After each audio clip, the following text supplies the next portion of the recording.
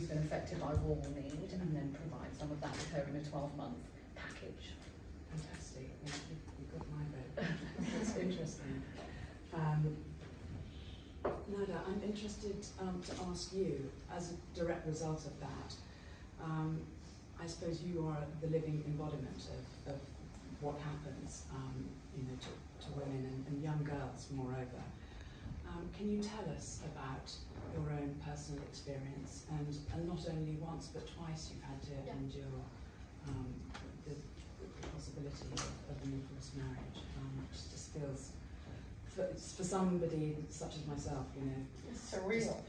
Incomprehensible, and as a mother of daughters, I'm sure there are many other married women in the audience and mothers of daughters. First of all, I'm so lucky to have my uncle, because he's the one You're who welcome. helped me into arranged marriages. Like, he helped me and saved me from the risk I was going through.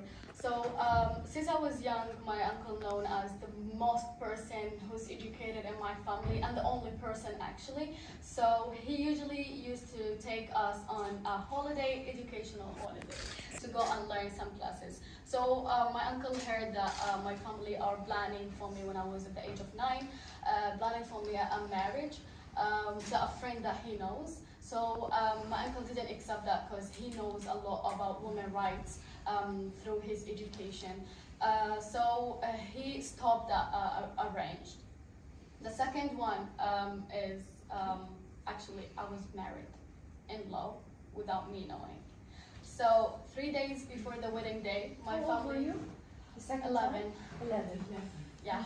So the 3 days before the wedding, before they just put me in my husband's house, they told me that I will be married, and they tried to convince me that I will have a white dress, I will have a beautiful house, a lawn, I will have, I will be spoiled. And How old was the man? he was 38. Yeah. So they tried to convince me, but I'm not educated at that time. But through the victims I saw in front of my eyes in my family, let me know that no, this dress won't be your happiness. It will be your Funeral. Exactly, funeral. Yeah. So because I lost my aunt when she was at the age of 13, she got married to a man. But he used to abuse her.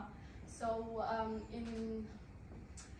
because she thought to end this pain through ending her life, so she committed suicide by burning herself, and she died and left a daughter behind.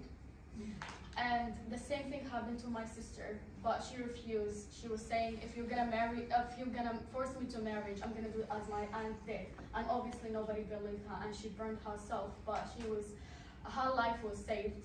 So while my sister, she was in the bed laying down, suffering from the burns in her body, of course, the thing that were trying to convince me didn't go as they wanted.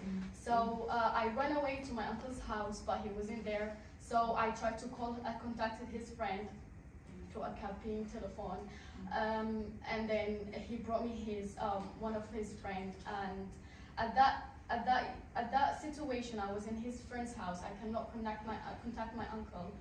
The only thing is to take a risk at that time. So I knew they might find me. I might be killed. I might be get married anyway. So the only thing it was in front of me, or the chance to save my life, is to record a video.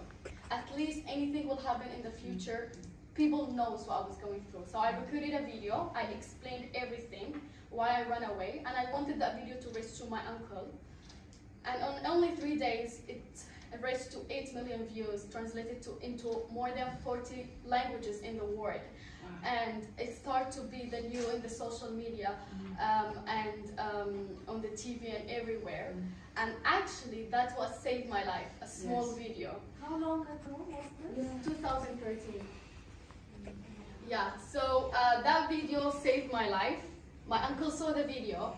It pushed on the government. Social media pushed on the government to protect me, even though there was no law in Yemen to protect girls from child marriage. They divorced me. They moved my responsibility from my family to my uncle.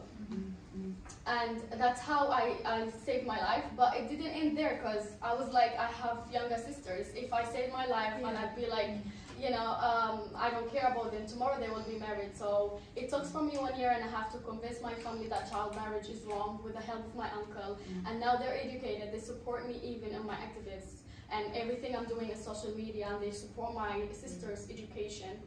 But also, I had like a good reaction from people. I had obviously the bad one, and that guide Al-Qaeda to kidnap me in Yemen while I was trying to get out of Yemen. I was kidnapped for 14 days, and the reason is they think that there is European countries supporting me to run away and save my life. So yeah, I was blindfolded for 3 days, and after that it happened. The governor of the city I was kidnapped in, he was killed. So they released us. I went out of Yemen. My book, my story turned into a book in French and Dutch. What's it called? It's called in La Vusa. It's French, so it's Nada Alahdal. It's Alahdal, and it says in French it says the Jew, Nada the Jew, which is my name meaning. But after that, I met the Prime Minister of Yemen, and under his support, I opened my foundation, which is Nada Foundation for Safe Girls' And you're Rights. still in Yemen? No, the foundation. I'm not in Yemen. You're based where? I'm based in the UK now. Nice. Yeah, that's why I came to the UK.